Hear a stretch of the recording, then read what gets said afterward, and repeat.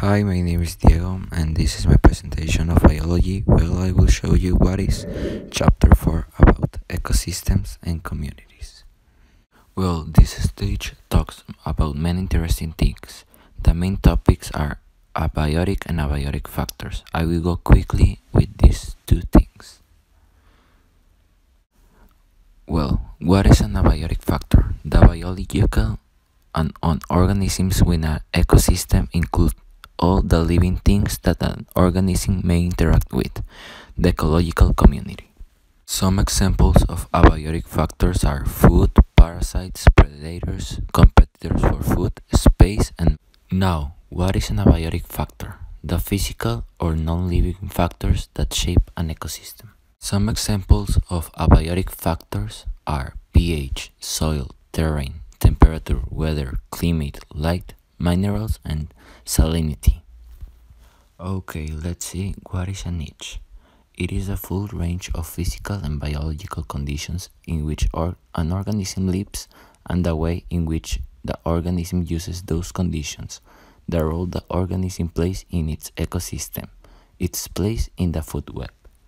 Niche include type of food eaten by the organism, method of obtaining food, what other organisms prey on the organism, physical conditions necessary for survival, when and how the organism reproduces. But competition exists.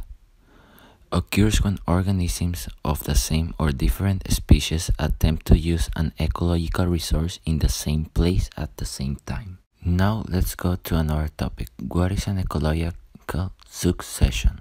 Is the regular progression of a species replacement in a developing ecosystem, or the gradual change in the structure of a community over time.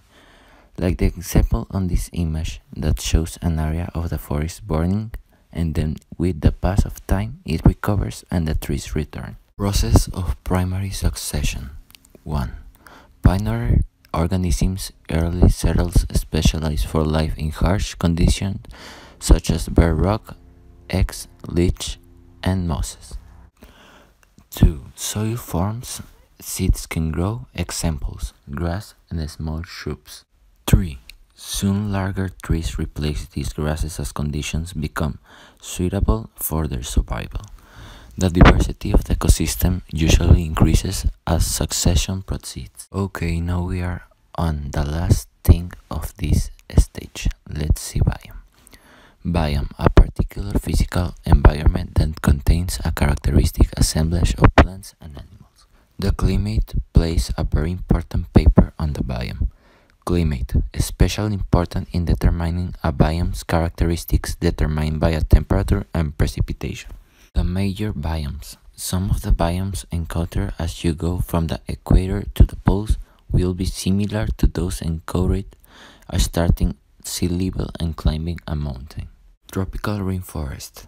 Most biodiverse biome. Rapid decomposition due to high moisture and warm temperatures.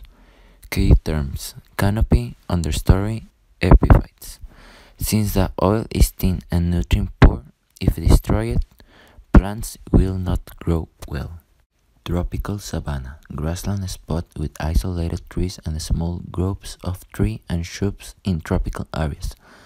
East Africa, South Brazil, and North Australia. Desert, all are dry.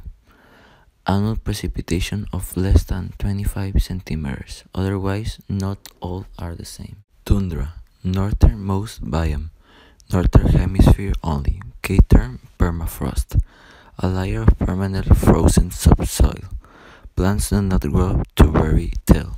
Long winters, a low precipitation, poorly developed soil. Boreal forest, northern edge of the temperature zone.